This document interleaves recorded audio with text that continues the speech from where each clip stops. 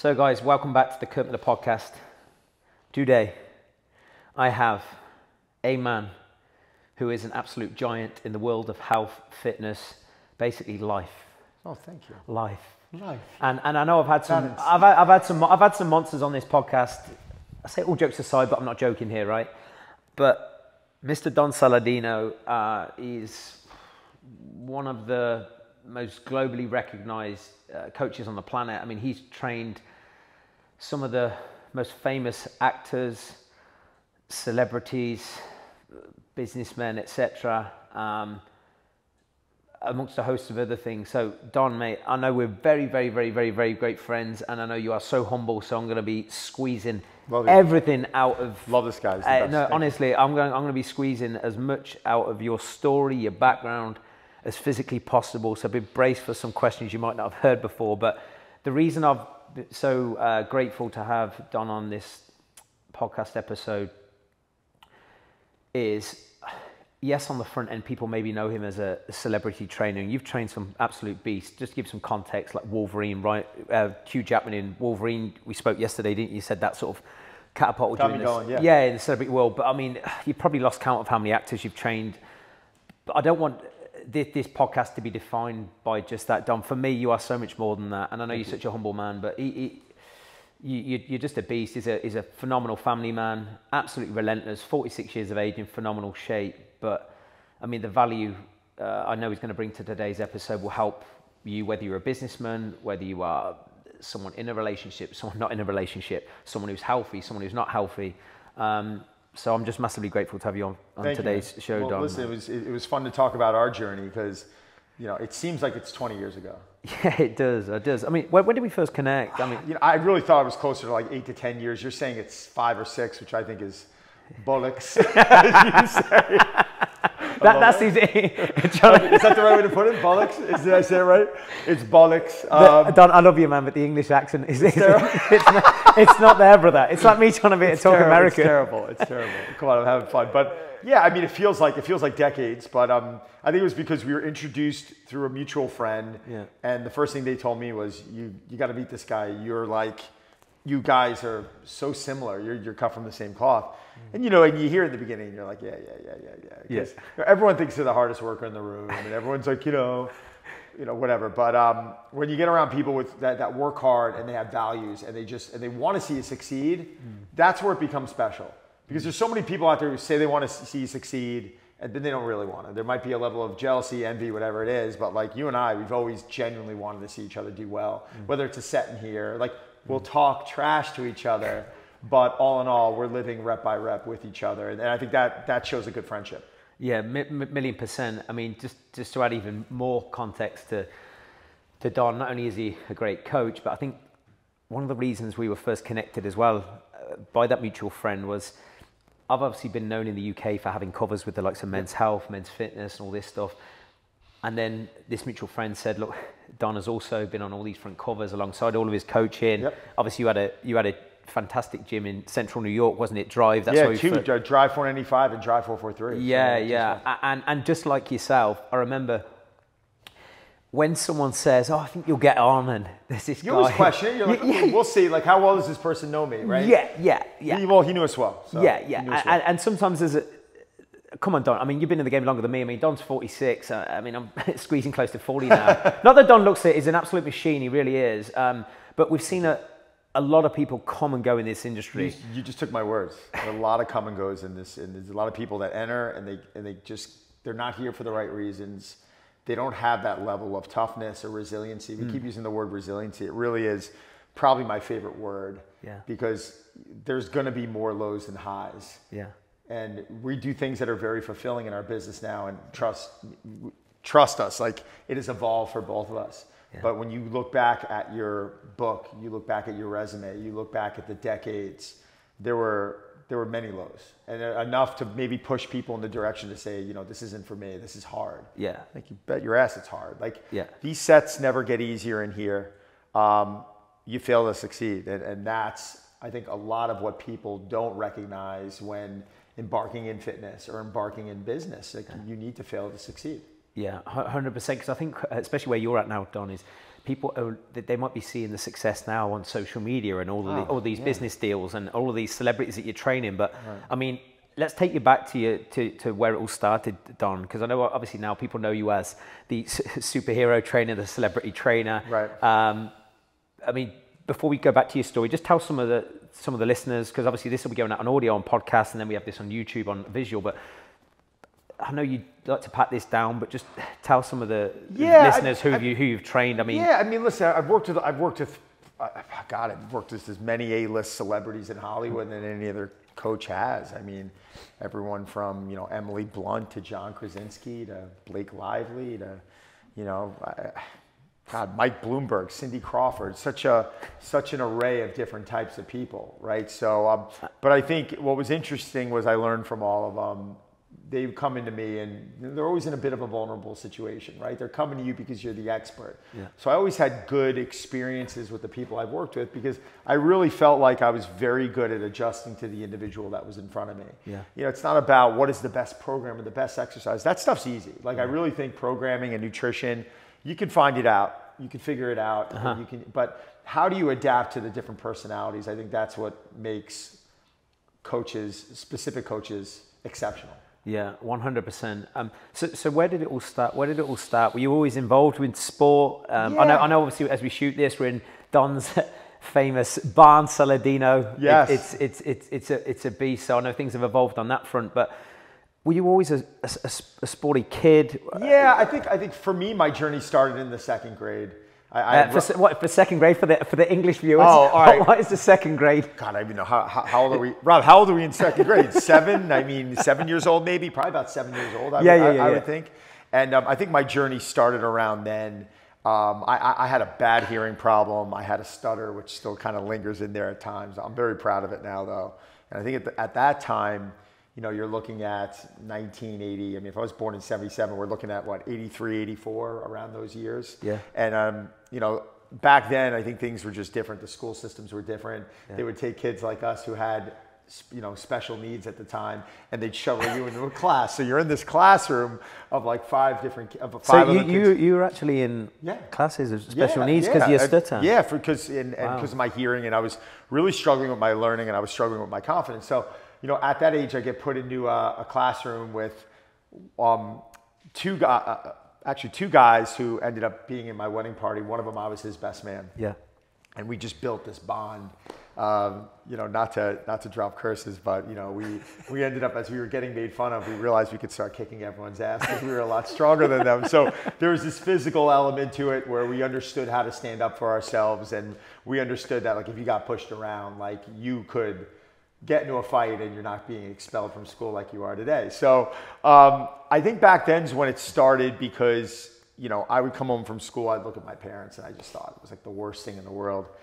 God, now looking back on it, was the greatest thing that ever happened to me. Well, elaborate on that a little bit. So how would you say, I mean, it's many, many years ago now, but how did it make you feel when you were first put in No one likes being made fun of. When you're a young kid at that age and you don't really know how to express yourself, and you see kids in a normal class doing normal things and you're feeling like a reject at the time, I mean, it could mess you up. But like I said, it's at the time which seemed like the worst thing in the world, now I look back on is the biggest blessing in my life. If you wanted to go back right now and say, listen, we'll make your hearing normal, we'll remove your stutter and put you in normal class, I'd be like, no, don't do that. Yeah, why? Because that allowed me to develop my work ethic. Okay. Because I then realized what was going to make me feel significant.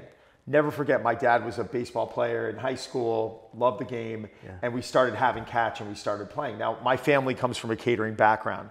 We ran a catering hall in Long Island, very blue-collar type mentality, but we would host, weddings and sweet 16s and bar mitzvahs and bat mitzvahs, and we would go in, and I was working at 7 years old. I mean, I was working practically full-time by the time I was 13. Wow. So I had a broom in my hand, I was cleaning toilets, and I understood what it was like to work from the ground up. So I had this blue-collar mentality.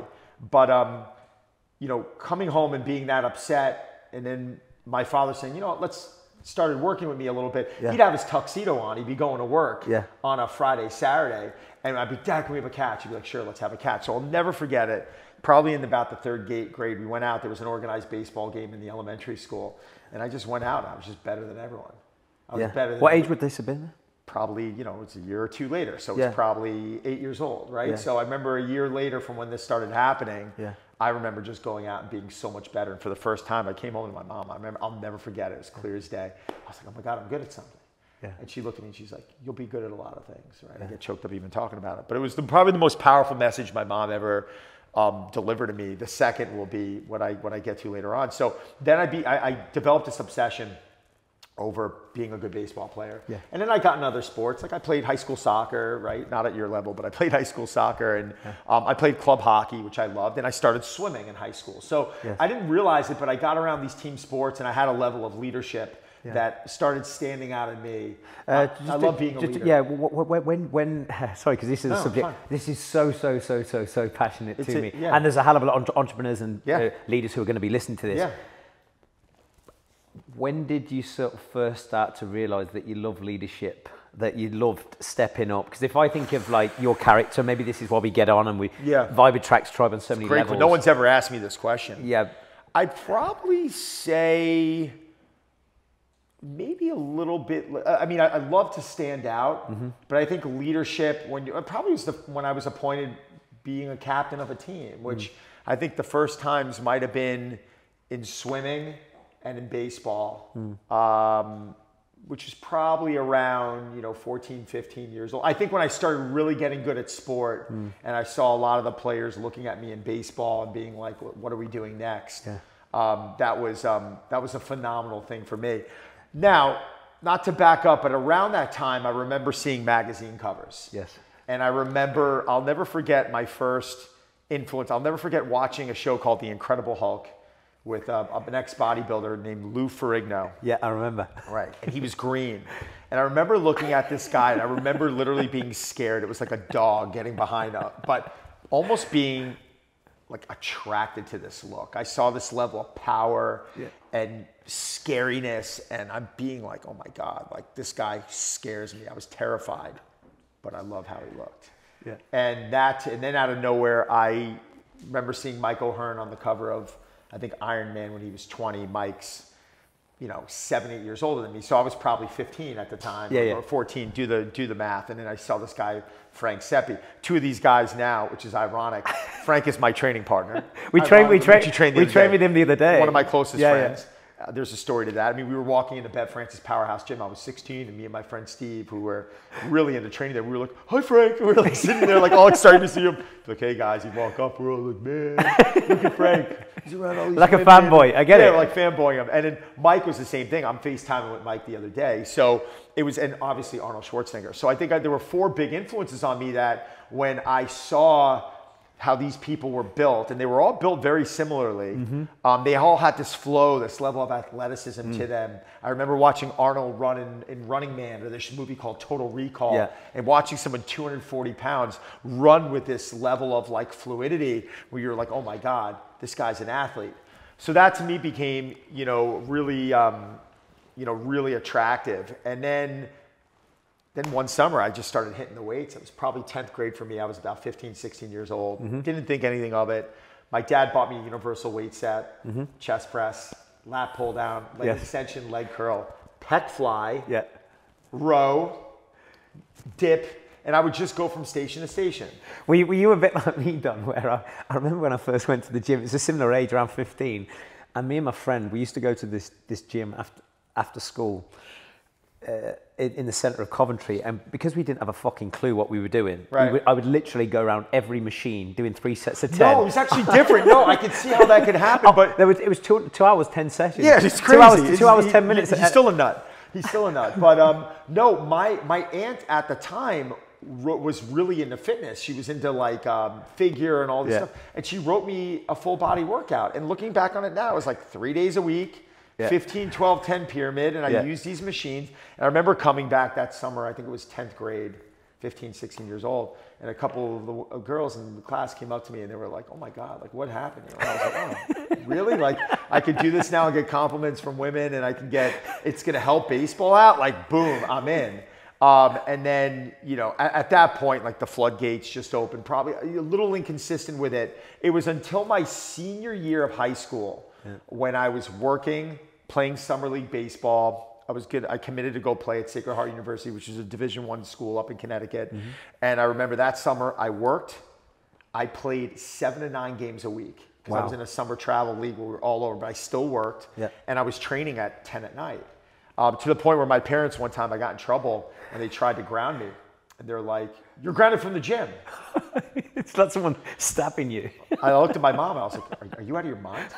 I was like, it turned my mind. This is funny. I'm like, "Mom, you're going to ground me from something that's healthy for me? That's going to help out baseball. It's keeping me out of trouble. There's a party this weekend. Ground me this weekend. I don't want to go to the party. Like, take me from that. Like, don't take me from something that is going to be good for me." And she looked at me and she said, "Good point. You're grounded this weekend." I said, "Fine, as long as I could train." So that to me, and then every day it was like, "Oh, you mean the smarter I get with this, the more effort I put into consistency, the more of a return I'm going to get on this." Like, there's not too many things in life that you can turn around and that you really have control. And I'm not saying complete control, because God forbid someone gets sick or they get an illness or there's a death in the family. That's really going to throw a wrench in things. But man, so suddenly it's like, oh, I need to eliminate pastas, or all right, oh, I need more veggies. Oh, protein builds muscle. The next day it was just like, boom. It wasn't like there was a transition period. It just clicked. And at that point, that's when my journey started. My journey truly,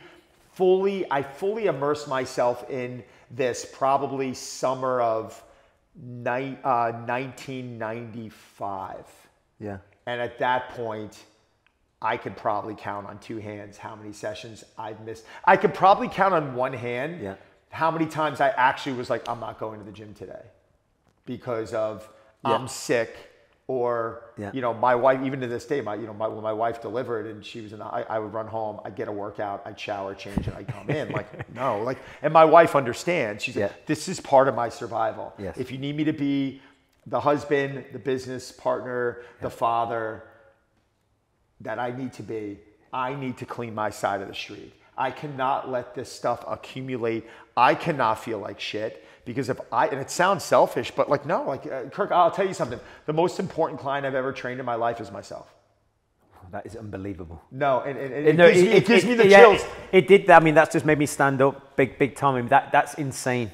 Please repeat that. The most important client I've ever worked with in my life is myself. Wow. And the reason for this is that I could not train all those people. I am not going to have the best athletes in the world, the best celebrities in the world coming to me saying, "What do I do?" If I did not far surpass anyone I've ever known with consistency and love for what it is I'm doing now. I'm not saying I needed to be the strongest or have the most endurance. I didn't say that. I said that, like, when someone thinks about this, I wanted them to think about me, not because I needed that verification or that gratification. I get it. But because that was important to me. I wanted to feel that. That allowed me to feel this level of significance. And what's kind of shocking to me sometimes is when I've worked with some powerful business people like Mike Bloomberg, like guy's worth $100 billion. Like, I've worked with some well-known, I can go on with companies. It's probably that resume is as impressive as many of the athletes and celebrities I worked with. But when you look at their approach to business, it's so different than where they approach their fitness and health. Why is that? I don't know. It's fascinating to me. They would go in and they would approach business with this, I'm going to assemble a team. I'm going to know my plan. I'm going to know my day-to-day. If I am not good at something, I'm going to bring someone in that's exceptional. This is what we have to do right now to be exceptional. And that same person who was explaining this to me about team and dedication and hard work, then one of the most important aspects of their life, which was their health, they were like, "Oh, I'm going to pull a workout off of YouTube." I'm like, "Oh, really? Okay." Like, so I'm going to go in and start Tommy. I'm talking to my partner, one of my mentors who started Tommy Hilfiger, who is actually very dedicated. This guy's name is Joel Horowitz, one of my mentors. And Joel's not going to go turn around and, "I'm going to pull a YouTube workout up," or, "You know what, like, I think I'm going to eat around 12 o'clock today. I'll figure out what I'm going to eat." There's planning. There's dedication. You are going to get uncomfortable if you want to be exceptional at this. Driving your calories up sometimes isn't hard. There are times when you know you do not want to eat. No. There are times you come to the gym in the morning and you're going, "Oh, fuck, I'm tired." Or, "Oh, man, I did not have a good night's sleep." And you got to get tough and you got to push through that. And when business fails on you or something goes wrong, you've got you got an option. You could put your head between your legs and start crying about it and hope for someone to save you, or you can figure it out. And that's what this journey has been for you and I. We always figure it out. Yeah. The thing that stands out about you that I think we're really similar in is there is never a day you wake up or you don't find a way to be successful.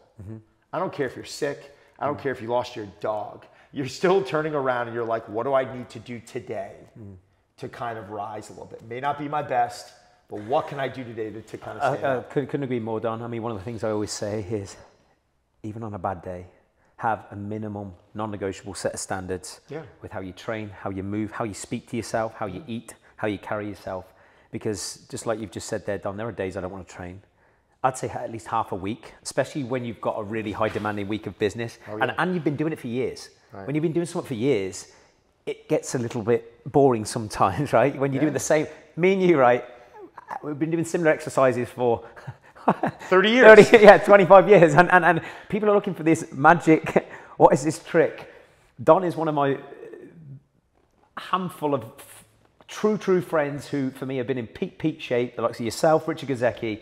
Success leaves clues. You cannot be in shape over a period of 20, 25, 30 years, right, without non-negotiable consistency. But all of us, right, we might have our own little slightly different ways of manipulating workouts, and some people do full body, some people do split body, but we do the same movement patterns. And at the end of the day, I really like it all. Like, I know this week we've been doing more push, pull, legs, like, I know he's been doing a lot more full body. I love full body workouts. I think it's to each his own, right? I think it's like, what's going to keep you intrigued? Where are you getting a good return? What is important to you? What do you want to work on? And I think for someone like you, you can make that decision. Now, when you're coming to someone like Kirk and you want that expertise, I think you got to put your head down, you got to commit to something, and you got to learn. Like, I had someone the other day that, it was interesting, as a friend of mine called me up and I sent him a program. The last program I sent him, he was like, I can't believe how good this is. I'm in love with it. I said, great, thank you. He calls me up, he's like, hey, can you get me another program? I said, sure. 3 days in, he texts me, I don't know if this is working for me. Oh, dear. So exactly, you already know where I'm going with this. So like, this is one of those relationships I have where I like grill the shit out of this guy. Like, it's just like I will literally get in his face and just be like, no. Like, you're wrong. Like, I don't care how much money you make. Like, you are wrong. Yeah, this is my field. Yeah, this is like, right? We will discuss it. So I turn around and say, so why isn't this clicking for you, Mike? I'll say his first name, Mike. And he says, well, I can't do chin-ups. Yeah. I said, okay, do a reverse grip pull down. I said, now what? And he just went. I said, really? I said, so you're going to throw out the potential of educating yourself on a new program. You are going to work on movements that I'm delivering some variability to you where this is going to help you move better, be more resilient. So you're backing out right now because you're not good at one movement? Yeah. I said, shame on you. He just went silent. I said, shame on you. Yeah. I said, because this was business right now. Oh, they'd find a way. They'd find a way. You know what? This is the equivalent of suddenly an employee quits on you or takes a better opportunity, or you try something and it does not work. Yeah. Oh, I'm not going to do this now. So you know what, Mike? Go back to the same program that we deliver to you, and you know what? Be successful at that. Guarantee a level of success, and guess what? You're not going to get better at anything. Because man, think about how many give me a quick answer right now. How many programs do you think you've done over the last 25 years? Thousands. I couldn't. Is there one that stands out in your head as being the best? You can't even answer it. Because every time you've done a program, you've committed to it, you've gotten really good at it, and then you know what? It's time to move on. Yeah. I've written thousands of programs. Ask Rob in the back. Like, I have them documented, and I will just go through them at times and be like, man, I remember doing this. Oh my God, I remember this movement. Oh my God, I remember how bad I was at this. And they're all learning curves. In a way, it's like I'm earning my stripes. I'm learning to be better. I am failing to succeed. But like you just said, Don, it's no different to business. How many people, even some of the elite people I've coached in business, and they haven't just fell into this end product and that one core product that's seen them through for the next 20, 30 years. I'm yet to coach someone who still has the same business and same system that they did when they first started. You have to evolve. And I think some people, they just get stuck in their ways. And I'm actually glad you brought that up, because lately I'm not saying I'm paying attention, but people are confronting me. We have our communities. Yes. And people will confront me with different systems oh, so-and-so is promoting cold plunges or infrared saunas or walking on the grass, earthing, right? Like we're, you know, connecting with the ground and feeling the earth's energy. And you're hearing all these things and sipping green tea and meditation and yada, yada, yada. And I'm like, wow, these are all really good things, but this is like the sprinkles on the whipped cream. Yeah. This isn't even like the ice cream. Like, oh my God, like you're talking to me about recovery when you're sleeping 2 hours a night. You want to get an infrared sauna? Sure, go get 100%. It if you enjoy it. It'll pat down the problem. It'll pat down the problem. We're always looking, people are always looking for these different directions. And if you looked at my, oh, and the other thing I love is like, what is your 5-year plan?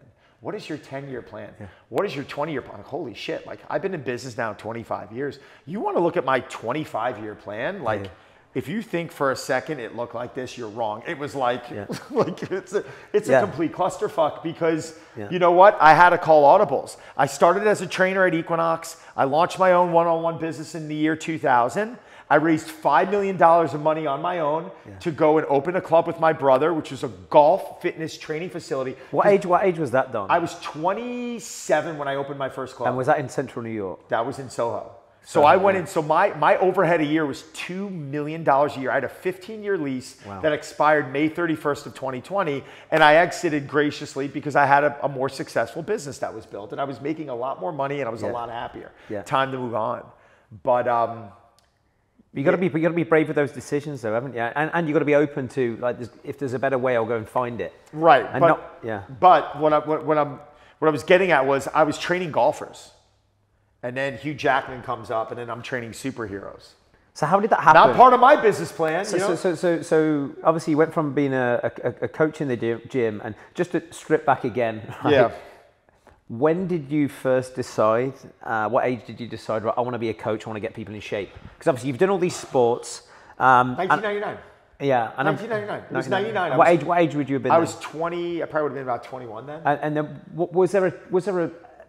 was it maybe a Monica Hearn? Was it a Frank Sebi? When did you realize I want to be a coach?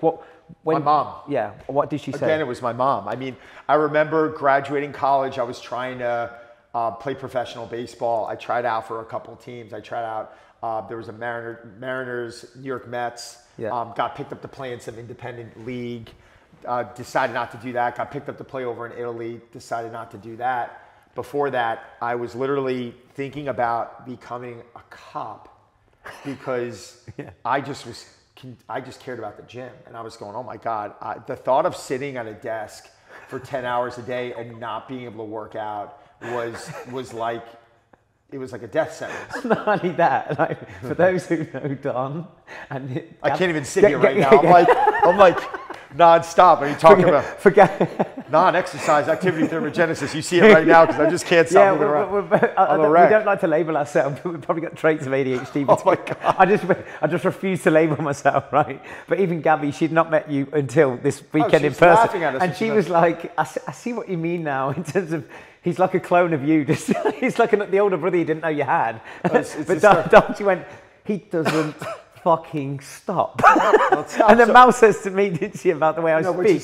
She says, oh, you're the quickest talker ever. She's the quickest talker. Don't ever change.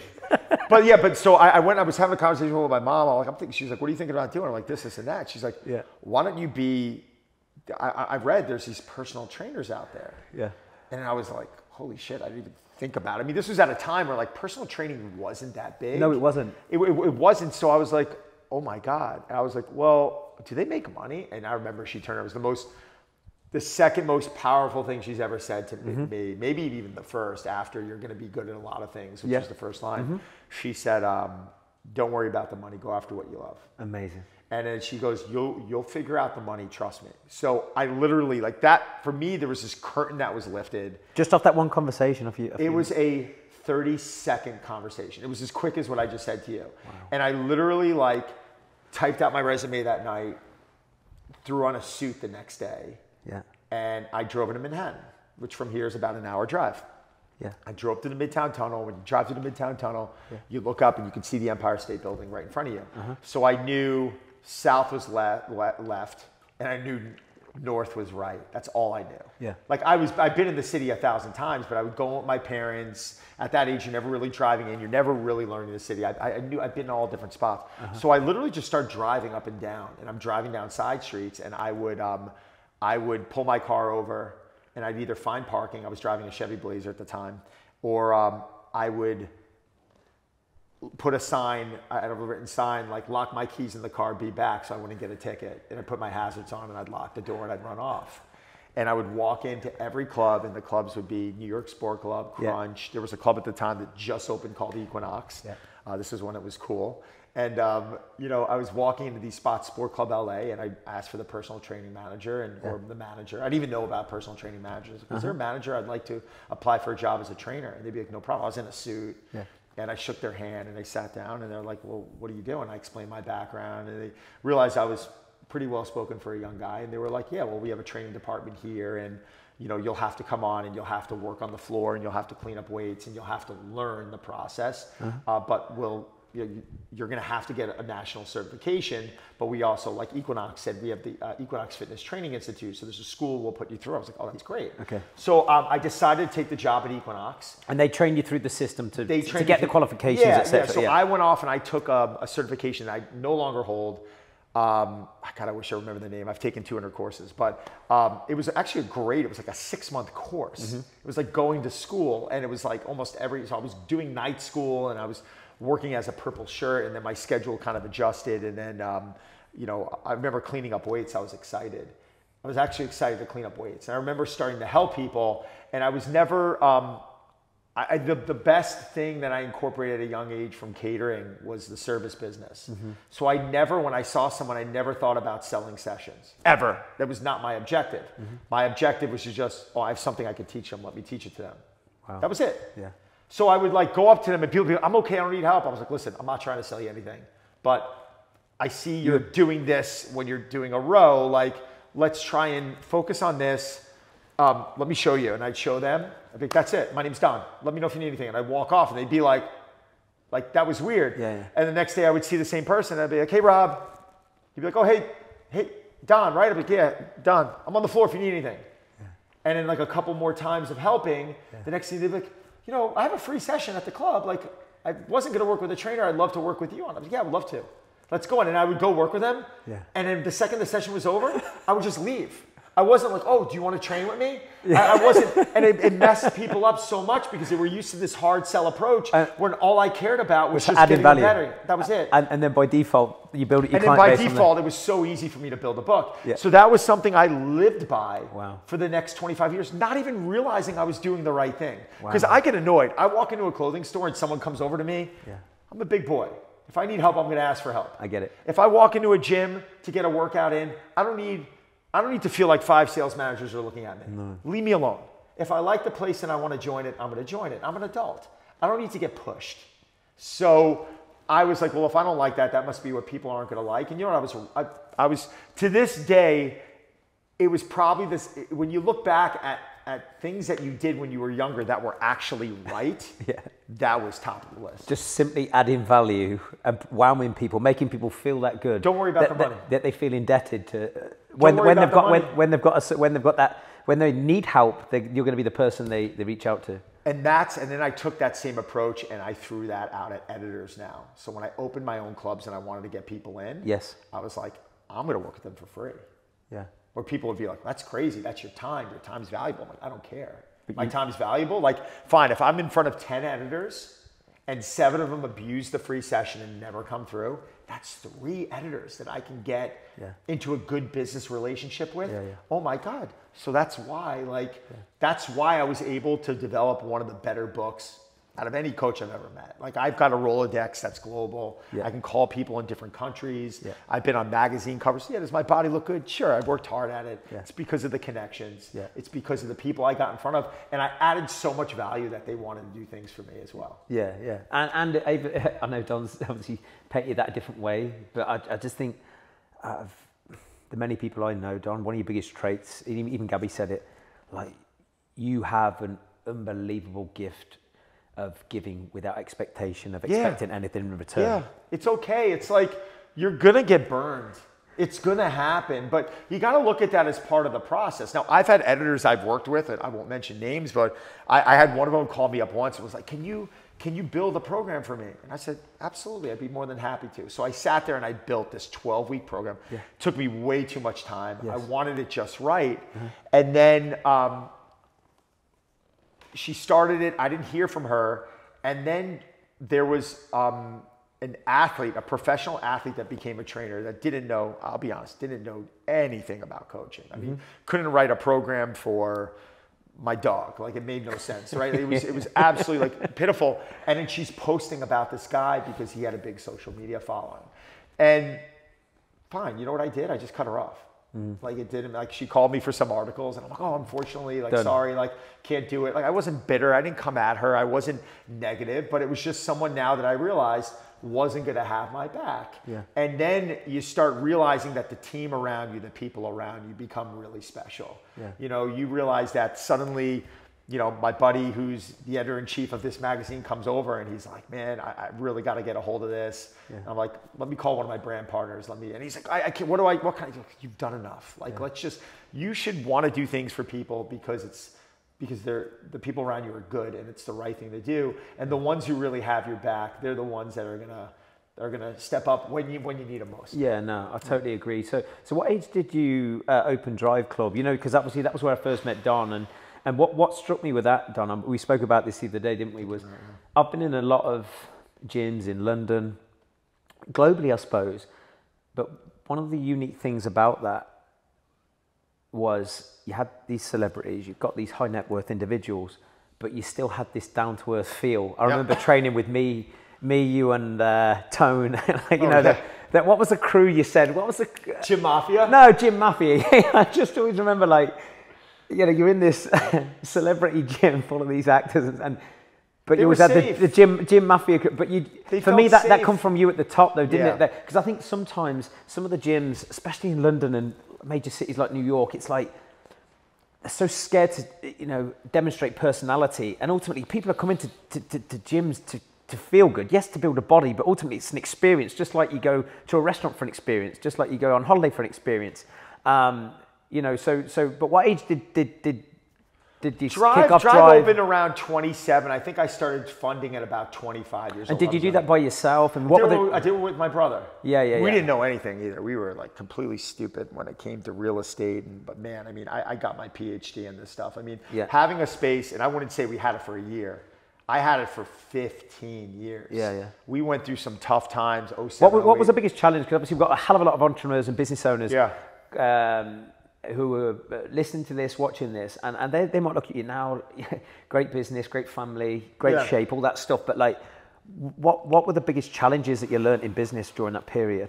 Well, I think there were so many different aspects of business. I almost think of it as golf, right? Like I love golf. My brother's a big time golfer, and like you have, you know, you got to hit your tee ball. That's different than your long irons and your short irons and your wedge play and your putting. It's like business, there's like so many different aspects. I think staffing always becomes a challenge, right? Especially now with now gyms are struggling in the States to even hire trainers. So imagine having a good product and not having trainers. It's like, you've got a great gym, but you don't have great coaches. You don't have coaches. It's like, oh my God, well, I don't have a business. So that was one. Two, for me, like I had a really difficult landlord. Like he was really, really challenging.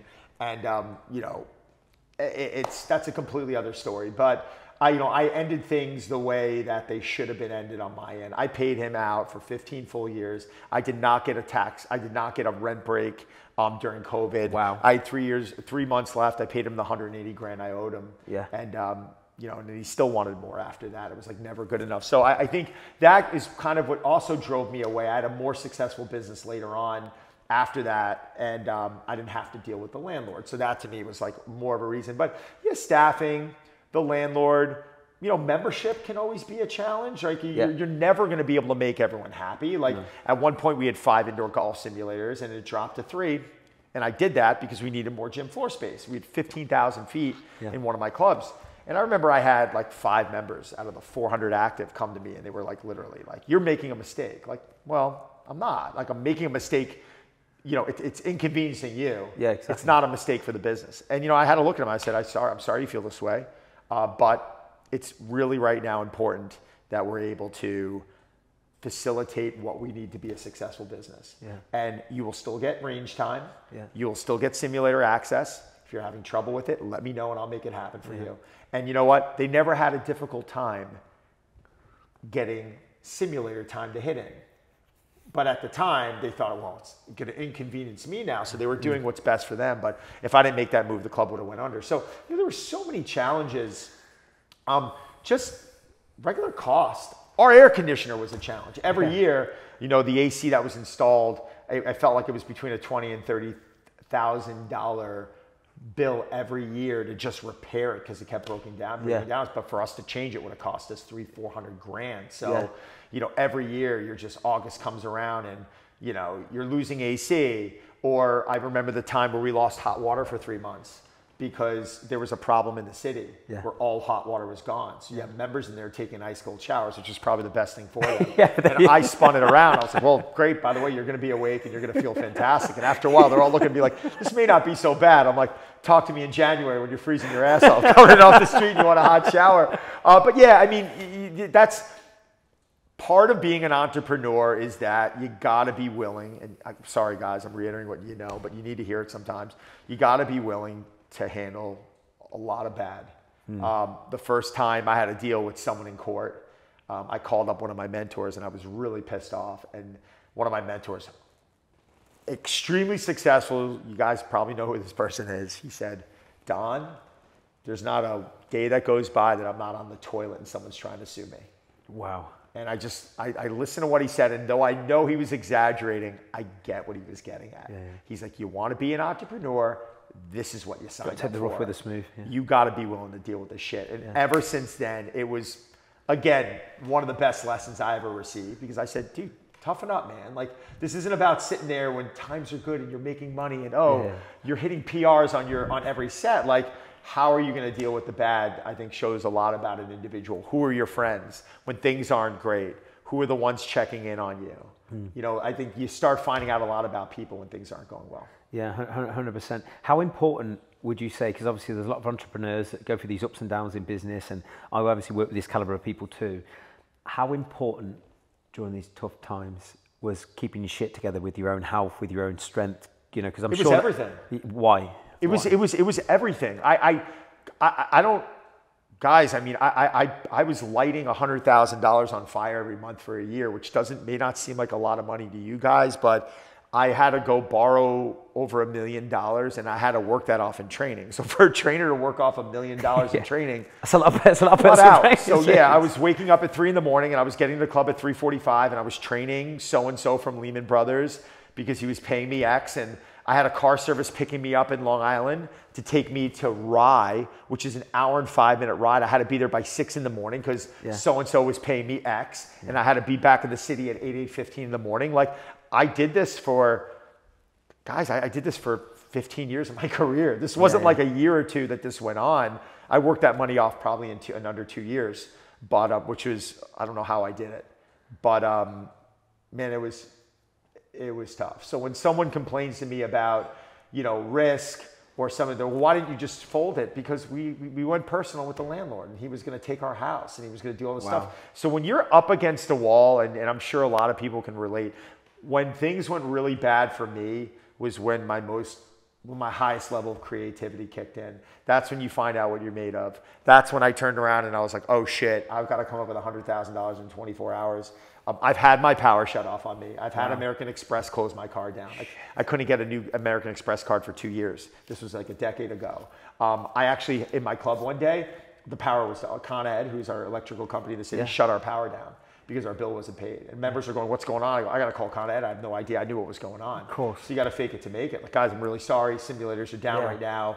We'll make it up to you. Like the blenders aren't working.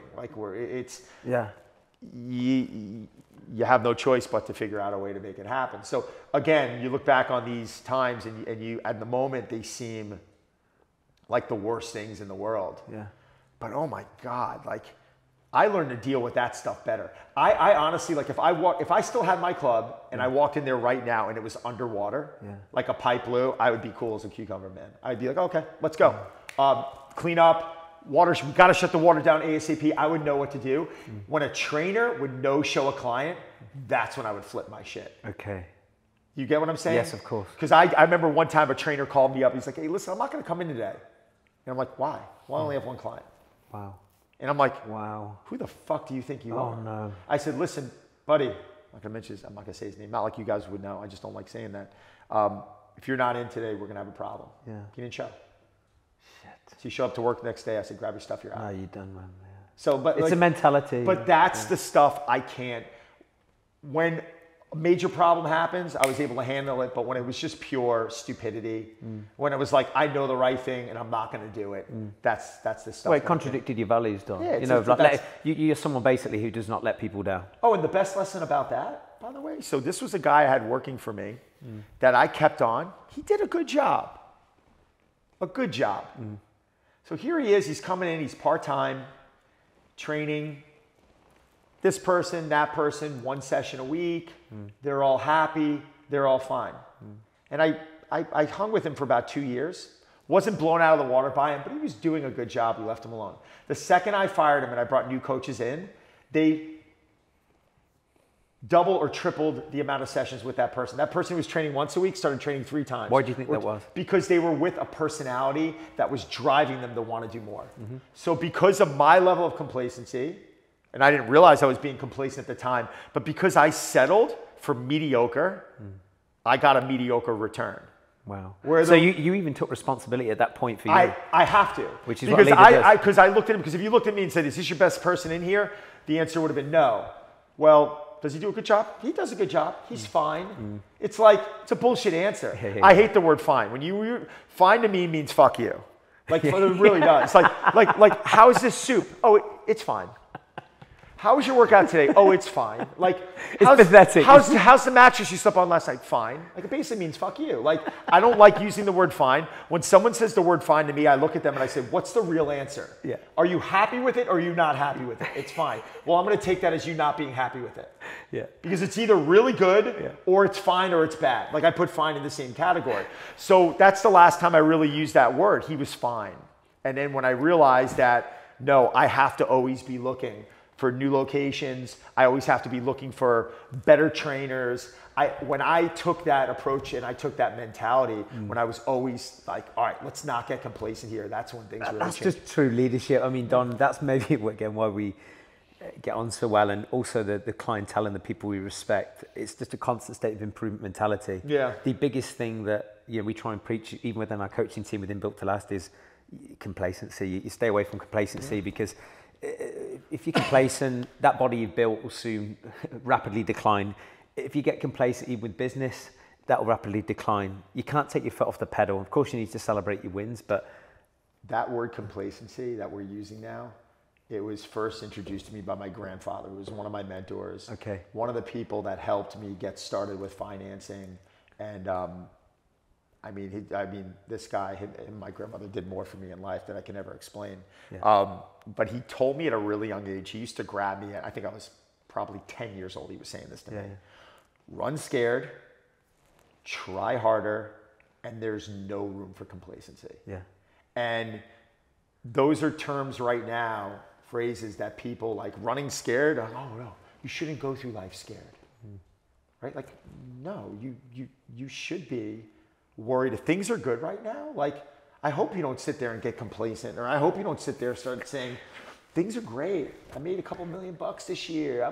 Life is good. Like, that could be gone tomorrow. Like, we saw that with COVID. Like, suddenly COVID hits where 5 years ago, no one even knew what this thing was. And then the whole planet's on lockdown. At least in the US, we're all on lockdown. No, I hear they did a much better job in Europe dealing with it. Debatable. I hear they did a much better job in Europe dealing with it. Like in New York, like I went walking through a parking lot one day. Someone was probably 50 yards away from me, and I coughed in my hand. And I had a person yelling at me across the parking lot. That's how freaked out people were about this. So, I don't know what to tell you, but I think having this level of, I think being scared, I think is an important thing. I think it humbles you. I think there's a level of humility in there now. It's saying, oh, well, life's great. I'm great. Like, no, enjoy life. No, you should you should enjoy. Yeah. And you should stop and smell the roses at times. But I don't think you should ever sit there saying, well, it's good now, it's going to be good in 5 years, because it may not. Yeah, because I suppose another way of saying, like, even scared is like create discomfort. It keeps you sharp. It does. Keeps you on your toes. And then I've got to obviously bring it up, because obviously you're so well known for this. How did the Hugh Jackman situation come along? Because obviously, when I was picking your brains on this the other day, and obviously we had so many conversations related to this, but like specifically, how did the Hugh Jackman for Wolverine come along? Like clear as day. Yeah. Clear as day. One of my buddies, he's a trainer. His name's Rico Wesley. Fantastic trainer. Was training Hugh.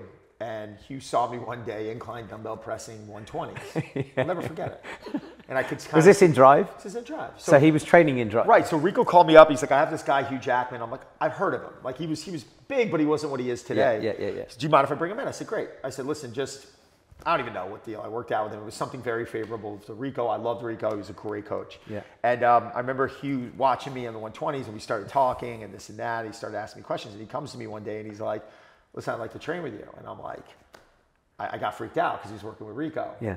And I'm like, no. And he's like, no, you don't understand it. And I kind of like, in a way, like dusted him off. And then Rico called me. He's like, Don, I'm moving. I forgot to tell you. Like, okay. He needs a trainer. Okay. And I was like, oh, I felt like an idiot. Okay. So I was like, can you put me in touch with him? And he put me in touch with him. And he's like, I'm having triplets. I'm moving out of the city.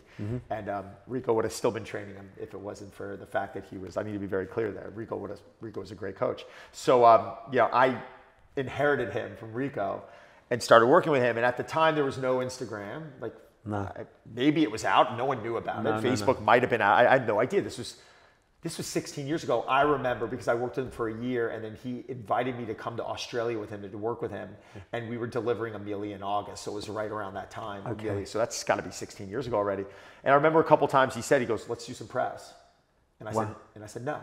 Wow. Yeah. Why? Oh, because I was an idiot. I was going to say. No, I'm going to tell you why. Because I was so concerned with his privacy, and I was so concerned with him knowing that I was someone in the corner that I was going to always protect him. Yes. And that was my job to get him in shape. Amazing. So though I look back on it now and say, probably should have done a couple things. It actually probably was the best thing I did, because at that point then the floodgates open, and he's like, you don't understand this guy. This is a place where there's not paparazzi. Publications are calling every day. Like I remember the Post calling one day and being like, is Sandra Bullock a member? Like, we want to talk to you about Sandra Bullock being a member there. I'm like, she's not a member here. Okay. She's walking on the treadmill right there. Okay. I'm like, but by the way, if she's looking for a gym, could you send her my way? Like joking. Yeah. Like they thought they'd just hang up on me. Yes. So I would never. So you were that safe haven for these people who just wanted to get on with their business, get in shape. That's why there was never, to this day, I've never seen a club that housed as many people. We had Dwayne Johnson working out there. The Rock. The Rock, did you? A few times, Wow. yeah. He loved it. But The Rock even walked through there one day and no one looked at him. And like at one point he turned to one of the trainers, he's like, take a picture of me. And the trainer, TJ's like, no. And he walks off. He's like, kid, take a picture of me. And he took a picture. And TJ called me up and was like panicking about it. I'm like, it's okay. It's fine. Like, it's yeah. Like, let's not go overboard with this. But everyone knew the policy that, there were no pictures unless they said. Yeah. And that was, honestly, it was the most fulfilling thing for me with having Drive was the fact that I saw that people could come in there and literally, you see a Hollywood star take his shirt off and we'd be looking at him in the mirror and he wouldn't even worry. No one would worry. It was beautiful. And we would joke around, and after a workout, you'd look over in the corner and you'd see like Ryan Reynolds and Liam Schreiber, who's Ray Donovan. Everyone's sitting around drinking shakes, and Blake's holding her kids. And, it was like this huge family. And to me, that was something it's almost impossible to try and recreate unless you have the right people. Yeah, culture is it really is important. Yeah, but that was you that set the tone, because I can imagine every other gym would have been like any ounce of like, let me get the picture, let me get the video, let me get the picture, let me get the video. Who was the greatest skateboarder ever? Who is the guy who ollied into Drive? I'm trying to think right now. One of the greatest Olympic skateboarders of all time. I'll never forget one. I was about to say Shaun White. Shaun White was a snowboarder. Tony Hawk. So one day, if you guys have heard of Tony Hawk, I'll never forget it. I was sitting, eating my food, and out of nowhere, my elevator door opens, and Tony Hawk ollies out of the elevator, lands on his skateboard, and just rides into the place. And a member goes by and looks, and he goes, "That was Tony Hawk." And I'm sitting there like, that was Tony Hawk, holy shit. Yeah. And the camera crew follows him in. It was Jerry Media upstairs who was filming him. They didn't even ask me because we were all so close. Yeah. But then you see Tony Hawk skateboarding through the place, and there's people are turning around like, that's Tony Hawk. Yeah. And that was what was so cool about the place, because that was like a random Tuesday. Yeah. Stuff like that would just happen all the time, and that was what was special. If there's anything I miss, it might be that culture, because when you're around that. But we've really created that out here in the barn, where even the other day we had 10 people here, and this facility, there's no members, right? Yeah. So this is just a place where my friends come by, and like we have that culture. Yeah. We had a grill outside, and we were grilling eggs the other morning. We had a little pan, and we're making eggs, and like you're working out, listening to music, and the doors are open, and like you've created something different. It's time to move on. But that was the thing to me that I think that was what was most special about that place. And out of all the actors, this is just, I'm probably being selfish asking this question, right? But I know there's going to be probably a lot of people, especially when you sort of reel off these actors, who out of everyone that you trained the hardest? Who was just a fucking savage? Let's not sugarcoat it. Who was just a savage? You know, Hugh trained really hard. Ryan trained really hard. God, the one that stands out, though, was someone who probably is not on that A-list level. He's probably, I would consider him one of the best theater actors in the world. And he's been in movies like Almost Famous. He was in a movie called, I don't know if you saw Almost Famous, but he was in that. He was in one of my favorite movies of all time called Without Limits, which is the Steve Prefontaine. So it might be my favorite movie ever. There was an actor by the name of Billy Crudup. Or maybe people pronounce Billy Crudup, and this guy at times I had to calm him down. What do you mean? He would work to the point like he would literally like collapse. Right, and I love everything about Billy. I mean, one of the finest actors I've ever seen. Yeah. I've watched this guy in theater a half a dozen times, and I forget I'm looking at him. And he would go into a session, and he would absolutely, like, to the point where I was like, Billy, I need you next set to not, like, we need to scale down a rep or two. And the guy was just, to this day, I just had dinner with him in LA. He's like my boy, I love him.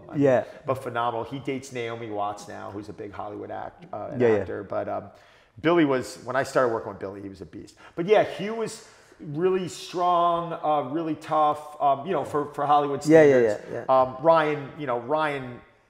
Ryan was the guy who just, how do you describe him? He was almost like a cyborg. Like the second it was movie time, it was time to prep. It just switch on and step up. Like it was, you know when you can hand someone a plan and it's like, I'll talk to you in 2 months? And you know they're doing exactly, they show up and you're like, like, I've done everything you've told me to do. That's Ryan. And that's really what's impressive to him. He's also like, if I look at single-handedly the two people who've done the most for my career, it's Ryan and his wife, Blake Lively. Why? They've treated me like family. They've treated me like an equal. They've confided in me, but on the other hand, they've done so much to help put me on a pedestal. And I'll give you an example, like the last red carpet I was at with, I remember the with picture. them, with them. They invite me to every red carpet premiere, and I'm on the floor, and their assistant comes over and goes, we need Ryan's mom for pictures. We need Blake, his wife, for the movie, for pictures. And where's Don? Oh, wow. So that's like, if you need me to sum them up, like I think that story right there would sum up the love and the amount of things they've done for me. And all I wanted to do for them was be the best coach, and I always wanted to be the person on the list where they say, that person there, like, we trust them as much as any family, more than any relative. That's what I wanted to be for them, and I always tried to just come through for them. But even from a business standpoint, we've had some funny stories. I mean, through COVID, they really helped me out a lot, and because they knew I was transitioning. Yeah, when you say... Oh my gosh, this is a great story, by the way. This is really, I can't believe I'm even telling this. I might have told this story once. Blake calls me up and she's like, hey, listen, I got an idea for you. Like, it's really funny. I think it'll be funny. They knew at the time I was just trying to create content. They're like, do you know all these like news reporters, like spoofs of them like not wearing pants? So you'll see them with the jacket on, but they're in their underwear. Yes. And they're doing it kind of purposely. You could see in the reflection in the mirror that they're wearing boxer shorts. You should do something like that when you're talking about a workout. I'm like, great idea. So she's like, but you're pale as a ghost. Like, get like your wife's self-tanner and do something. So I'm prepping and I'm sending her like video clips. And she's like, no, try this. And we're just like, one day we're just like, it was probably a day where we were both a little bit slow and had too much time on our hands. And out of nowhere, we're probably 3 hours into trying to put this thing up. And I look down at my phone and I see Ryan's name pop up on a FaceTime call. And I'm like, oh, except, and he's got the phone this far from his face. And he goes, listen, man. If I had someone in my corner tell me that I really trusted, don't do Green Lantern 10 years ago, I would have listened. Don't do this. And I said, thanks, bye. And I just deleted it. But you would have done it. Yeah, I was going to do it. He's like, don't do it. But it was funny that he put it on Green Lantern and he was like, if I had someone tell me not to make this movie, because the whole spoof with him is that he made this movie and he thought it was terrible. I thought it was good. But he always jokes, like even like in the last Deadpool, like it was like a flashback to him reading a script and Deadpool comes up to Ryan and blows his brains out and the blood goes all over the Green Lantern script. He just makes fun of himself for it. So, that was just, the type of friendship and God, I mean, even like from their standpoint, the advice that they've given me, they were two of the people that just really helped me move the needle. Even in business? Yeah, I mean, business, we would just kick around ideas or I would throw ideas out at them or we would just discuss. Yes. And they would really make me think a lot. And I think from a marketing standpoint, if you ask me anyone in the world that I would want to learn from, it's the both of them. I mean, everyone puts Ryan on such a huge pedestal because I think he's in more of the spotlight with the businesses. But God, Blake is like, I think Ryan will be the first one to tell you, like Blake probably gives half the ideas and she really comes up. I think they're a phenomenal partnership. Yeah. So it's really, my wife and I admire them a lot because to see them work as a team and partners, as partners to me is special. So what would you say as well? Again, this is more nosy, but I'm sure people are into movies. It's what makes these actors as good as what makes them as good as what they are? Well, it's funny just in terms of like someone like, because you think about like Ryan Reynolds and some Hugh Jackman, people have had like, we talk about body. You've been in shape for 30 years now, but actors, there's a lot of actors and actresses that come and go. What do you think makes these individuals so unique? It's funny because I think a lot of them are unique for different things. Yeah. Like I've been blessed. All the ones I've worked with are really good people. Yes. And they're really like, they're not acting. They weren't acting when they were with me. And you saw that because they would invite you to things and they would do things that were really like, wow, you didn't have to do that. If you didn't care, you wouldn't do that. Yeah. I know a British actor, Emily Blunt, someone I worked with for years. Her husband, John Krasinski. They're another couple that's been phenomenal. I was on a call with John the other day, and I think what they all have in common is, one, I think they're exceptional at what they do. Yes. But I also think there's this level of likability to them that people can just relate to. Like, I think when a guy sees Ryan and a guy sees John, in a way, most of them look at them on the screen and they're like, wow, like there's this level of humor. Obviously, they're good looking. Yeah. But there's something that a lot of men will relate to where they're like, oh, I kind of would like to be like that. Yes. You know what I'm saying? And I think that's something that a lot of them have that are successful. But at the end of the day, I just, I know them for how good they were to me. And honestly, I was truly blessed to be working with these people. Am I still the same coach? I think I am. Am I still the same business sense? Do I still have the same work ethic? Yes. Was working with them putting jet fuel in the car? Yes. Of course, yeah. And I can't tell you how much business they all brought me. Yeah. So maybe I'm probably not in the barn if it wasn't for them. Maybe I'm back in the city. But you paid your dues, Don. If you think about that delayed gratification, when you've given without expectation to all these clients, and probably there's no probably about it. I guarantee you've gone above and beyond for every single one of these actors. Every single one of them I have, and I will continue to. But there's never a time that goes by. When I say a time, I mean there's never a span that goes by that to this day I don't reach out to the people who helped me, and I just say thank you. Wow. So I have a mentor by the name of Dwight Anderson, who really helped me out. Was he a businessman, commodities? Yeah. I sent him a text 2 days ago. Like, listen, like anything you need, I'm in your corner. I love you. Thank you for everything that you've done. And he just hearted it. Yeah. Like that, once in a while, I believe we need to remind people that were there for you when things were tough, that you're still thinking about them. And I think that's probably, it's a privilege to be able to do that. It makes me feel good when I go and I recognize that people help me. And I think when people don't do that, I don't think that's a good thing. I think don't forget where you came from.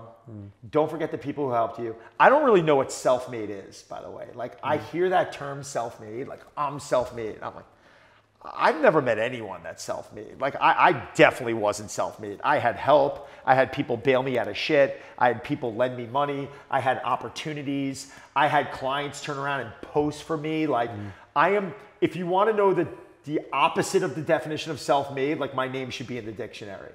Because I had a lot of luck and I had a lot of help. I worked my ass off and I will never, like, am I one of the harder workers I've ever seen? Yes, I can say that. But self-made is just something that I don't know. I don't even know how that exists. Even the person who claims they're self-made at one point, maybe there was an uncle that helped them out, or maybe there was an opportunity, or maybe that was someone that believed in you that put you on a cover. And that cover, you were now able to utilize that. You know what I'm saying? It's like there's always a little bit of help in there. And never forget the people that have helped you and always be grateful for that. Call them up. Because I know a lot of people might be listening to this as well, and they might have had trainers or maybe looking for coaches. Like Don, obviously you're one of the best in the world at what you do, and you've trained trainers up within Drive Club, and you've spoke at events, you speak to trainers regularly and stuff like that. And I know you've got programs that are coming out. You got programs soon for all coaches. the time. Yeah, I got monthly challenges that go off. I got 30 programs that I sell on my site, donsaladino.com. I'm always, I'm in the mix. But what do you think? You saw a lot of trainers come and go. What makes a great coach? Yeah. What makes a great coach from your, I don't know, 3 to 5 attributes? So what's the first thing that comes to mind when you think of like what actually makes a great coach? Someone who delivers a result. Your session really begins when the session's over. You know what I'm saying? Like when that 1 hour is up, what are you going to do throughout the day, the week to show them, to motivate them, to show them that you're still thinking about them? A lot of coaches that I come around, they take the session rate, whether it's online or not, and they cut themselves off until it's time to get back in there. And for me, it's like, how about an occasional check-in? Even with people I'm not getting paid with, if someone I'm helping out right now that I'm not getting paid with, and I just heard that she had a great stress test response, and I just called her. Yeah. Hey, congrats. Yeah. She's like, I felt good. I wanted to call you. I didn't want to bother you. I was like, no, I'm psyched. Like things are good. Yes. Things are real good right now. Like you're riding a good wave where you were 3-4 weeks ago. Yeah. You are like night and day to that. Have a great weekend. Yeah. I'll see you Monday. Yeah. But feel good about this right now. And she was like, I could see her smiling on the other end of the phone. Like we don't realize as a coach the power that has on something. Like you on someone. Like you have a lot of power as a coach. The thought that to think, and I've seen you around the leaders that you work with, and that says a lot about you, right? Because here you have people that have found a massive level of success in their life, and they come to you because they know you're the best at what you do. But the fact that you can turn around, Kirk, and in a few minutes you can take someone from 0 to hero, that's a skill, and not everyone learns that skill. And how do you learn that skill? I don't know if you can learn it. Right? I don't know.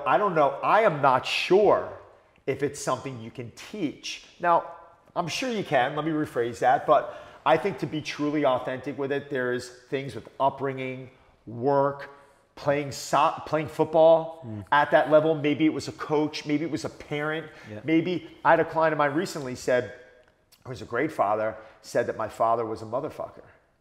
And I said, well, maybe that's what made you such a great father. And he goes, it was. On the other hand, my father was the greatest dad. And that's what made me a great dad. So we see how we can use it. How are we going to take that message and how are we going to, use that positive? Yeah, are you going to use it as a superpower or are you going to be a victim? Yeah. I totally get it. But for me, and this is maybe where we are aligned on, it's just going above and beyond. It's because I think so many trainers, and this is why I think personal training alone is a flawed model. If you just think that rocking up to a trainer, just getting shouted 12 reps, having the best session in your life. What about the stuff outside the gym? Yeah. Helping you deal with life, right? Training's the easy part, isn't it? Yeah, but think about, Don, between us, how many business owners, entrepreneurs, and you've trained. I mean, their life isn't solely made up with 3 or 4 hours in the gym. They've got a little bit more to think about than that, right? But so if you don't help them manage that, they're fucked, to put it bluntly. 100%. There's things about our profession that I'm actually unhappy to see the direction it's gone in, but I'm really happy on the other hand. Like, it is, trainers now are making, I know a lot of guys working for Goldman Sachs or big firms that I'm doing a lot better than, you know what I'm saying? Like, this is not a profession now where you're going to come in and make X. Like, you can make a real living doing something that's very fulfilling. But on the other hand, our profession isn't always taken that seriously. It's almost looked at as like a hobby. Like, I was talking to Gunnar Peterson recently, who's he's another great trainer as well, right? Yeah, he's a great person. I'm sure but he said for years people were coming up to him. We were having a conversation. They're like, "Oh, you still doing that training thing? Like it's a hobby?" And I'm like, and I think that starts with the universities. Yeah. You can go get a degree in physical therapy. Why can't you get a degree in personal training? Like, you're still working with someone. You could still seriously injure someone. You could still, the power that you have on an individual. It's the health. It's health. That should be taken more seriously. 100%. I've said it to my team. I say it to every single person who comes on board. I'm like, you're trusting us with your health. I mean, that has a monumental impact, not just on the individual, but also the people they are embarking on that health journey for. Yep. Their relationships, their children, their business aspirations, and you have the power as a coach to influence someone's energy, their confidence, their identity shifts, their self-esteem, and that affects the person they are to the other areas of their life. It's fucking crazy. So just fast forward to now, Don. When did you make the shift exactly where you thought, right, drive, I'm done, and it was interesting. Explain to the listeners now, like, where you're at, because I know you got so many different ventures on. With March 16th, 2020, we were told that we had to close our club. That was during COVID, right? Yeah. So one of my clubs I sold already. It was more of a group training model, and I got out of that. And in March 16th, 2020, it was Monday. It was 8 p.m. The governor of New York, tells all gym owners that you're forced to close. Okay. So. But there was this PPP loan, so we were able to apply for that. We received money. We used that money to pay off our landlord and to pay our employees. There was a certain percentage allotted that we were able to distribute. And it was really a great thing because we were able to keep our coaches working. We started a digital business for Drive, and I kept my manager on for a year. And we kept my cleaning staff on. Like, I was able to have him go in and do some light cleaning because he was the only person there alone. And so we were able to pay them. So we were able to keep people employed, which I was most proud of. But I think that night, my wife turned to me and she was like, you should build a program, a bodyweight program right now. And I was like, you're right, I should. Let's do it. So we went into the living room where you and I were watching TV the other night, and we moved all the chairs, all the furniture out, and she filmed me. You could see the background. It was all dark because we were literally filming exercises, and I built this 4-week program that progressed, like, at the 2-week point it progressed. At the 3-week point it progressed. It was all body weight, all video shot, and we said, let's just give it away for free. Yeah. So I don't know where I started getting calls from every publication that week, and they were like, would you do an ab workout? Would you do a bicep workout? I said, I got something better for you. How about a full 4-week bodyweight program with a video library, all for free? And they were like, every single one of them was like, you would do that? I'm like, yeah. This is what you got to do. You got to send them to my site. Yeah. So in 4 weeks, I collected 200,000 emails. Yeah. And I gave away the free program. Yeah. It was smart. So at that point, we saw our email list go through the roof. We already had our feet wet in the digital space because I started a company called Driven years ago, and I launched best-in-class apps with Adrian Peterson, who was an NFL MVP, Dwayne Wade, who was basketball NBA champion, and Ernie Els, who was a Hall of Fame golfer. Of course. So we went in and we did. I raised $1.3 million in about 5 days, And we went to #1 in the App Store. We had 4 apps total, and 3 of the apps went to #1 in the App Store. I think it was 3. And we were printing money, like literally. I cannot tell you the money we made, and we just literally shit the bed after a period of time. Shit the bed. That's his English. Yeah, we lost. We lost everything. I mean, it was unbelievable. I've never seen. I mean, personally, I've never been a part of something where one day I thought I was going to retire in like a month. Yeah. To where we were like selling for pennies on the dollar. And the reason why we weren't able to maintain that level of success was because there was no engagement from the athletes. Yeah. So these, dipshit agents were turning around and they were like negotiating contracts. They wanted their 10%, their attorney get 5%. This one wanted $100,000. Yeah. How many posts does someone require to do? I get weekly calls now from companies like we're setting a deal with this superstar, blah, blah, blah. Their agent wants only 1 post a month. I'm like, cancel the deal. Yeah, cool. Like, what are you talking about? Like, there's no engagement. There's no value. There's no value. It's going to do terrible. I'm not saying there's a chance it does terrible.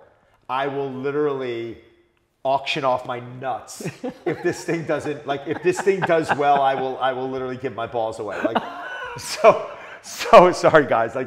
But that's how stupid, some of because these agents, they just want their guaranteed cash. But I learned a valuable lesson there, like going back thinking, I'm like engagement. And then I started really assessing over the next decade, all of the people in the fitness space who were becoming massively successful that were like mediocre at best. They weren't even they're mediocre, but their marketing, their engagement, it was like, oh man, they were nailing it. So it just showed in our industry, you didn't have to be great at something to be really successful.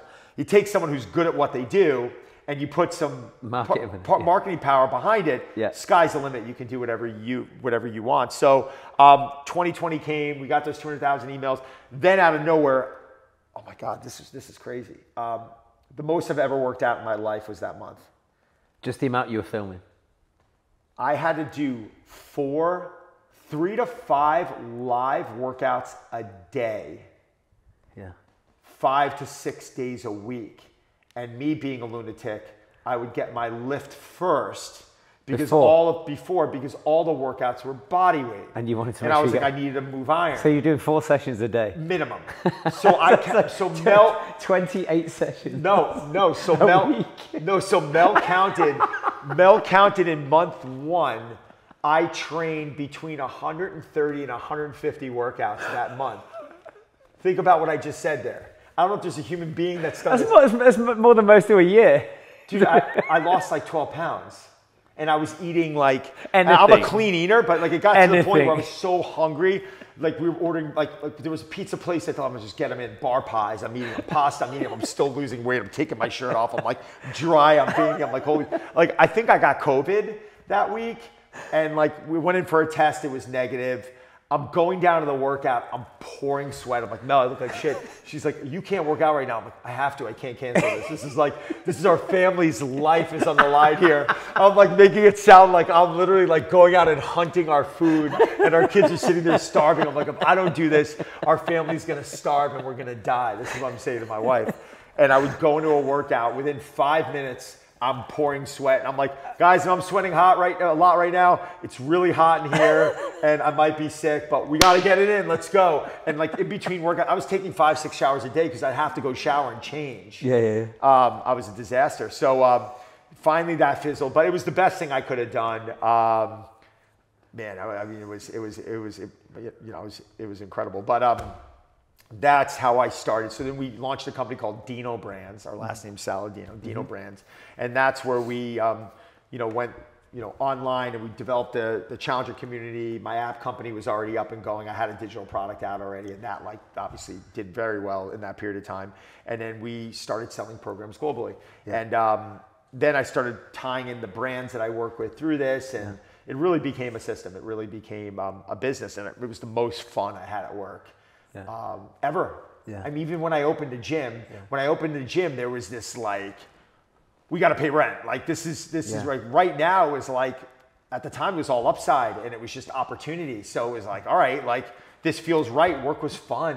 It was, you're working 7 days a week. You're not taking days off. We're working till my wife and I work. She had to quit her job. Yeah. She's working for a nonprofit. I'm like, you're the only one who can do this. I've never met anyone who can do what you're doing here. You have to do this. And she she's the reason why we 10x'd our business in 6 months. Yeah. It went from like, you know, being a grind at the brick and mortar to where this thing turned into something that was fun to watch grow. And that's, but I didn't feel like it was luck. That I didn't feel like was luck. I felt like, man, a buddy of mine said it, who is I have a lot of mentors, guys, but he said, he was a lot older than me. He says, you are a 20-year overnight success. 100%. And I looked at him and I says, maybe I am.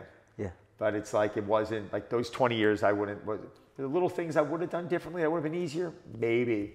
But I think the main lessons that I received from everything, you know, my investors, well, you know, you lost $1.3 million. Like, that's not a good thing, right? But I think it's, you know, you learn so much, and then this is part. I really got my PhD in business throughout the last 25 years, and I can tell you right now, guys who went to Harvard Business School weren't learning the things that I learned. I mean, there were things with like zoning, and there were things with noise compliance codes, and people I had to hire and bring in, and I was sleeping at the club at night, and I'm listening like people are breaking into the club, and I'm running out at 3 a.m. and rats and just the stuff. I mean, rats in New York City, they're the size of dogs. I mean, you're literally. I saw rats in subways this big, and they couldn't. I became friends with the exterminator. Like, he's like, you know what we have to kill them with? This mallet. Like, it's inhumane if we shoot them or whatever it is. So I have to actually get close enough to hit him over the head. So you start learning about things that, you know, that you're just not going to get taught, and how to deal with people. It was, again, it reminds me of what I went through in the 2nd grade, where if you told me in the moment it seemed like the worst thing in the world, don't change anything like that about my past. Yeah. Don't change it. Like, I needed that. So that's a great message, because I know there's going to be some people, Don, some people that are listening to this, they're watching this, and they're still not doing what they said they would do, or they're not where they want to be, whether it's in business, with their body. They might be attached to an old story, or go, this happened, this happened, this happened. You're a living testament that these moments that when you were at 2nd grade, when these challenges in business, you've actually harnessed that and used it as a superpower. You've used that as a strength. You've changed the way you looked at things, whereas someone else could go, they're going to get controlled by that for the next 10, 20, 30, 40 years. And my mission, Don, and this is where it's just great having people like you on here to sort of further validate this. At some point, we're all going to die. And you don't want to get to your storybook and go, I wish I tried this. I wish I tried to be better. Like, what's your advice to someone who is still being stuck by a limiting belief, or just, they might have failed once or twice? Your testament that after 20 years, the ups and the downs, people see where you're at now, but that 20-year overnight success, you've had grit, you've had resilience, and you've just kept pushing forward. But not everyone, it's okay if someone's happy with working their 8 to 5 job, right? Like, it's okay if they're happy with that. Of course. And I've met plenty of people that are really fine with working for someone, or, you know, going off and doing it, as long as you're happy. I never want to come off saying, because I went into business or because I'm doing my own thing, I'm any better. Like, I look at, sometimes you can look at someone that's working for someone else and saying, like, that's, wow. Like, but my argument is this, Don, there's a hell of a lot of people that are not happy. And for anyone listening to this, if you're not happy, you got to make a change. That's all I'm saying. You know, it almost reminds me of the person every New Year's, it's the same fucking story. Oh my God. It's like, what is your resolution? Like, I've never had a resolution. I've never woken up on a January saying, I'm going to do this differently this year. You know, maybe I do things like try not to curse, or, you know, the little part of my personality. But, you know, if you're going to go and take the same approach every year and you're going to fail at it every year, like, why are you doing the exact same thing with the exact same approach, expecting a different outcome? Like, to me, that's insanity. Yeah. Like, you've tried this 5 times. Well, I should be able to do that. I'm like, well, you don't. It doesn't work. It doesn't work for you. Well, it works for so-and-so. Well, that's so-and-so. Yeah. We need to find a different approach. Like, you ate chocolate cake 365 days last year. You obviously like it a lot. Now you're telling me you're going to give it up, and you're going to give it up completely? Like, it's not happening. Nor should it have to happen. Why don't you have it on Saturday? Yeah. Like, why don't you just give yourself a little bit of show a little light at the end of the tunnel, right? Like, I mean, it's okay.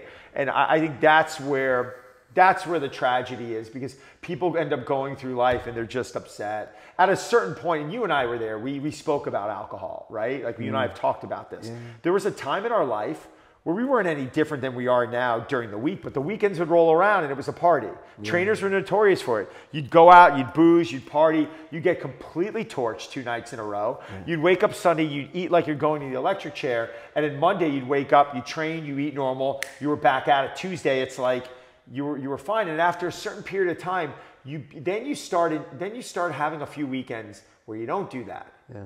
And you wake up and you're like, I'm feeling good. I like this, right? And then you start exposing yourself to that.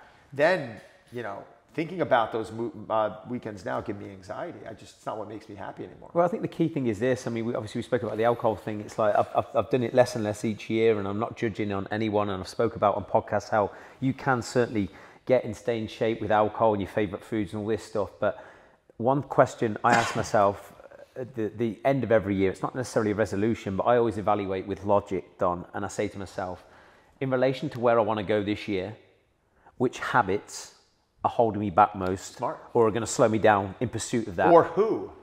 Pardon? Or who is holding you back? Yeah. Because there's been plenty of people in my life that are toxic that I loved and I had to cut off because it was bad for me. Yeah. And that sucks to have to say, because it was someone really close to me. But you also have to start looking at your life and just saying, like, what am I, like, if this is making me unhappy and I'm going to continue to do it, well, that's on you. You got to take personal responsibility. Like, that's on you. It's your fault. Like, if you're going out on a Friday night with a group of people and you feel bad about not drinking and you decide to drink, like, don't blame them. That's your fault. 100%. Yeah. I couldn't agree more, because I think especially when you've like you said about the chocolate cake, whether it's chocolate cake, whether it's drink, and you keep doing the thing that you say you don't want to do, that's a choice. There's no accidents over a period of years. Right. And if you're not happy, you can change in any given moment to make a decision to say, I'm not doing that anymore. Or, as Don said, do it a little bit less than what you're currently doing. Agreed. And that's how simple it is. Look, we're going to wrap this up now, Don. What's the driver for Don Saladino now? Because I know you got a beautiful family, very aspirational to me, Don. I mean, Mel, she's an absolute diamond. You got the next Donny Saladino. Like, he is like a replica of his dad. This man's going to be an absolute machine. He's way cooler than I am. Yeah, and you got obviously beautiful Amelia. Yeah, but what drives you now, Don? It's fun for me to build. So it's fun for me to see that I can build a product and deliver to more people and change more lives, just like you. I mean, we do very similar things. There was a time where I felt like I wasn't building, and I was. Like, so there were times at Drive where if you made $1 and you had to give it back, like, you're not making any money. And at the time, you're still moving forward and you still feel like you're building something, but to really build something now and to see growth, it gets exciting. I'm going to keep doing what I'm doing. I'm going to keep marketing it. I'm going to keep connecting with great people. I'm going to keep spreading the word. I'm going to keep grinding and working hard. I'm going to keep helping brands build their businesses. Mm-hmm. I'm going to keep being entrepreneurial. I'm going to look at opportunities and decide whether that's something that's going to fit for our business or not. And I'm going to grow, and I'm going to evolve, and I'm going to continue to evolve. And that's something that I always have to do. If I'm sitting here and something's going well and I see dollar signs coming in, that's normally when I get most freaked out. Why? Because I feel like I need to be putting myself into opportunities to grow. Okay. Right? But if I'm sitting there and I'm just like this and money's rolling in, I'm like, well, that's going to dry up at a certain point. People are going to be bored of me and they're going to be bored of my advice. And like, so what's next? So that's something that, again, I think that gets into the don't be complacent. Like, there's no room for complacency. I think I'm not a complacent person. And I like to always feel like part of the excitement for me is building. The line I love is when someone turns to me and they're like, oh my God, so-and-so is worth $50 billion. And if I had that type of money, I would never work again. I'm like, well, there's a reason why you don't have that type of money, right? Like, that person, part of what defines us is what we do. If you told me right now, you can give me $1 billion, but I can never coach again and I would have to leave this profession, I wouldn't do it. Yeah. Honestly, that's a lot of money. Think about what I just said. Yeah. Well, you could do other things. this is what defines me. This is what allows me to feel $1 billion. Really? Are you an idiot? Like $1 billion? You wouldn't leave the profession of coaching and fitness? I'm like, no, I wouldn't, because this is what makes me happy in life, and this is what makes you happy, and that's why I know I'm doing what I need to be doing. Because it boils down to purpose, right? It's so funny. Purpose. It's so funny you should say that. One of my great friends, Gary Rhodes, on a previous podcast, he said the same to me. He goes, Kurt, I'm going to give you £10 million today. Stop coaching. Stop leading.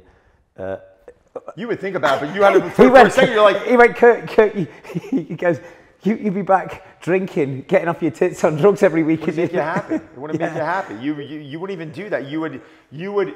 The first thing you would think about, what am I going to do? Yeah. And it's like, this is what I want to be doing. I want to be in the health and fitness space. Yeah. Do I know if 10 years from now I'm going to be coaching online? Well, I didn't know 5 years ago I wasn't going to be coaching in person, and I hardly do that now. So I don't know what the future has in store for me, but I know I'm going to be in this industry, and I know no matter what, I'm going to add value, and I'm going to continue to feel fulfilled doing what I'm doing. Yeah, 100%. And then training. We got to wrap this up with training, right? You're 46, mate. Yeah. There are some people, and they've obviously heard many times off me of my own solo podcasts and with guests, you know, what keeps me in shape year round, you know, what I do my food, all this stuff. Like, what has kept you so consistent for all these years? Because I'm going to be really straight. There's a lot of people who've come across in this industry, and they might do the competition and all this type of stuff. I don't think I've come across anyone, and this isn't being arrogant, I believe I'm one of the most consistent men on this planet. You are. Right? The person that sticks out like a sore thumb, and maybe this is why it's like a sixth sense between us, is you. And you've done it even longer than me. Thank you. Like, I've shared what keeps me consistent. What keeps you so consistent? I love it. This is part of my survival. The reason why I connected with Tone 20 years ago, this is my training partner, my best friend, is because he said this. He's 61. Never seen a 61-year-old in this type of shape. Oh, it's fucking ridiculous. Sorry to interrupt there. I mean, it's 60 fucking one. I mean, I've never seen anything like it. He did 5 pull-ups the other day with 180 pounds around his waist. All right. So he said this is part of my survival, and that is, you could throw anything at me during the day except hurt my family, or so let's put that aside. You can throw anything at me. If I get my session in, I feel like I can handle it. This is part of what resets me every day. I need this. I have to have this. This is how I clean my side of the street. I love this. If you were going to park a sport car in the parking lot or give me the greatest workout of my life today, I'll take the greatest workout of my life today, because what that gives me in return people say, you're crazy. I'm like, no, I want to wake up every day with energy. I want to go in, when you go for a run and out of nowhere clicks, or you grab a weight and you're like, it feels light and you just want to go. That is the feeling I want to have every second of my day. And just going back to your very start, Don, you said when you first started, you're picking up the weight. For anyone listening to this, they might not look like Don or look like me, but one of the beauties of training and food, it's predictable progress. You're going to feel it. If you fucking train well, you move well, you eat well, you will improve. It's one of the most controllable things, isn't it? That what Don is saying is, as a result of doing that, Don, you're getting 24 hours of happiness minus your sleep, as opposed to when you put the car keys in and you go for a drive in that car, you're feeling good for the journey. Exactly. It will wear off. The feeling of this workout, the feeling of what we have today, does not wear off. And it's something I will chase to the day I die. And it's a reason why I'm in the shape that I'm in. I understand as I get older, are things going to change? Guys, I got to be honest, my body composition looks as good now, better than it's ever looked. I am as strong as I've ever been in my life. Certain lifts, maybe not, but other lifts, maybe yes. And do I have to think about things differently? Sure. You got to think about things a little bit differently, but that's okay.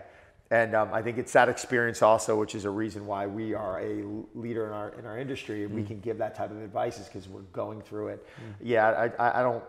This is something that I need. This is something that I look forward to.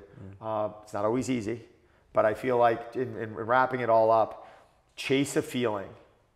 Don't chase a measurement, right? Like going and taking a body fat test, though it could be useful, or getting on a scale, though it could be useful, if you can go in every day and focus on the principle of leaving there knowing you did what you needed to do, that is your long-term investment. You will turn around at a certain point and look at yourself and go, holy shit, it's happening.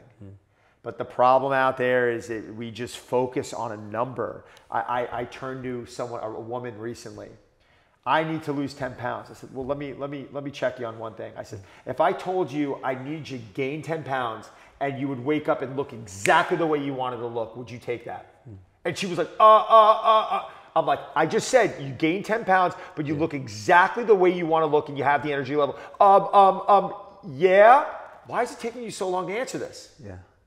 I just told you you can look exactly the way you want to look. Expectation. Imagine that. Imagine being able to get naked and look exactly the way you want to look, but the scale doesn't read what you think it should read. I said, fuck off. Yeah. I said, leave it alone. I said, stop obsessing. Start obsessing over the principles. Start obsessing How over you feel. How you feel and the process. Yeah. Obsess over that. It's a mic drop, man. Season's over. You'll get to a great place. 100%. Don, me and you could talk all day. I'm so grateful for your time. I really you. am. Where can people find your social media? DonSaladino.com. Thank you. Don Saladino, SALADINO.com. My Instagram, everything's Don Saladino. You guys have any questions? DM me. This guy's like a brother to me. So proud of him. It's also been fun for me to watch your journey because to see you go from here and you just evolve and evolve and evolve. Listen, it pushes all of us. And I think that's important too. When we're in an industry where you're around great people, we push each other. And we want to see each other do well. Like Rob and Kurt, like Rob's my guy, one of the most valuable parts of our business. Seeing them talk about things on how to make editing better, whatever. Yeah. It's just we all want to see each other do well. So just keep it up. It's great. I mean, as just to layer what Don said, just to wrap this up, great coaches. They have true confidence and there's no fear of, he's another coach, I'm going to keep this guarded. I know since Don's been in my life, he's up my game, as have other mentors. I mean, you've got some great friends. We both know between the two of us, some monsters in the industry. Big people. But ultimately, we're here trying to help people. And by default, all the numbers, the right people will be attracted to your relevant programs and community. Agreed. And Agreed. So, guys, thank you so much for listening. Please check out Don for all his stuff. Thanks for having me on. I will see you next time. Let's go, brother. Thank you, bro.